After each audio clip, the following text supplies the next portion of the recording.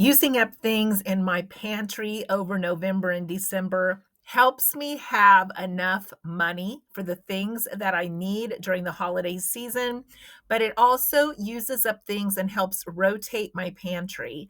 So, in this video, I'm going to share with you some of the things I have used up and what I did with them. I'm not someone that gets overly upset about the dates on my canned goods in my cabinets and in my pantry, but I don't want them to get too out of hand.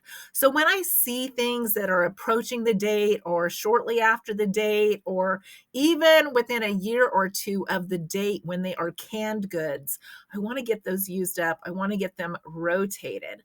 So this month and last month, I had some things that needed used. I have some oatmeal that needs used.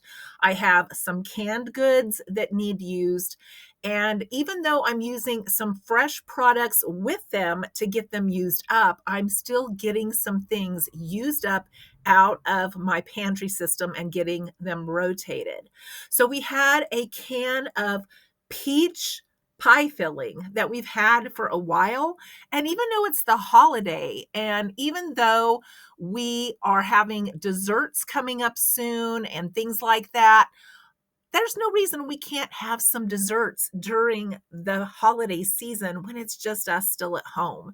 It's just going to be a random dessert that we have in the middle of a drab week. So I decided to make a peach crisp, and the crisp topping is easy to make and it uses up some of my oatmeal that needs used up. It used up the canned peaches that needed used up. It's also gluten-free, and it gave us a special treat and got some things used that needed to be on their way out.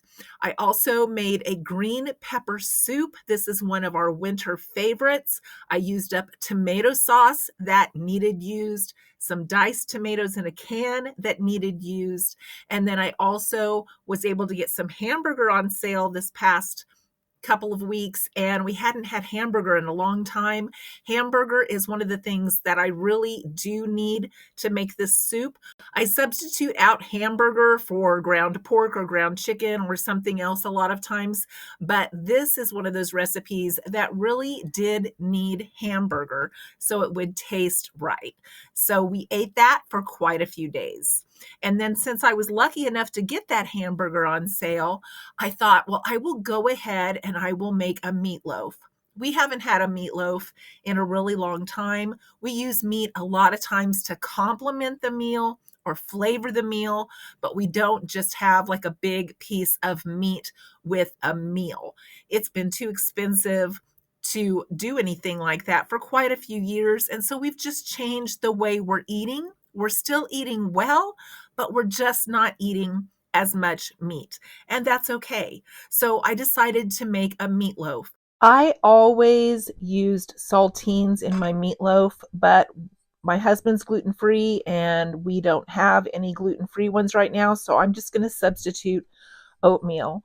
All this is about a pound of hamburger, 2 eggs, a couple of tablespoons of regular yellow mustard, about a fourth of a cup of brown sugar, some salt and some pepper, and half of a can of tomato sauce. My oatmeal needed used up. My tomato sauce needed used up. So I'm just using things from my pantry. I rarely have hamburger, but we caught some on sale. So we are going to treat ourselves with a meatloaf this week.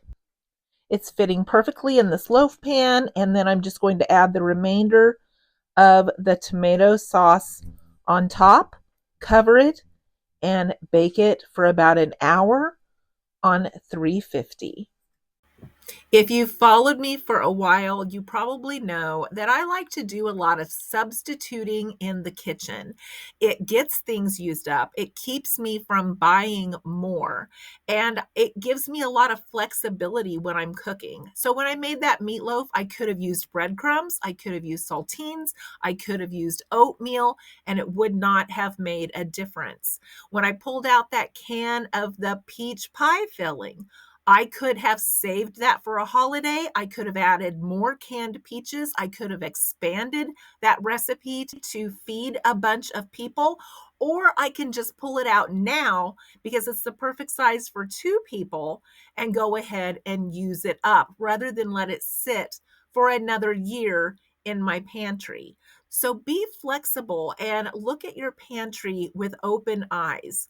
There are so many options there that sometimes we get tunnel vision of what we can do. We look at that peach pie filling and we think, no, that's only for a special occasion. We can't have it in the middle of a holiday month because we're having desserts at Thanksgiving and desserts at Christmas, and that would be wasteful or that would be silly. I need to use it for something special. But my date was already past due and it's just enough for 2 people. I'm going to throw it in there. I'm going to use it up. I'm going to give us a special treat in between the holidays. Be flexible with your kitchen. Make it work for you. Use some creativity and don't just rely on the recipe because sometimes that recipe, it can be adjusted to suit your needs and it can be adjusted to suit your pantry and what you have on hand. I have really been focusing on trying to use up some things over November and December, and I hope that you will join me.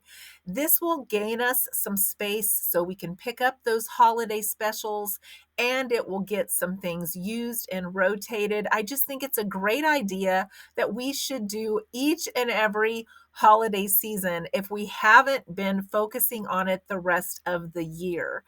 It's a great way to regain some of our cash in our pockets as well. Because just like some of the cans that I pulled out and used, we think those cans can just sit there indefinitely, and a lot of them can. But why don't we just use them now to our benefit rather than just storing them? We don't need to just keep storing things. We need to actually use them. And this is a reminder for me because I have more of a tendency to focus on the things that are going to go bad in the fridge, in the freezer. I have a tendency to focus on those, and sometimes I forget my canned goods need thrown into the mix as well. Give me a thumbs up if you have enjoyed this video, and I hope you will join me tomorrow for some more holiday content during Vlogmas 2025.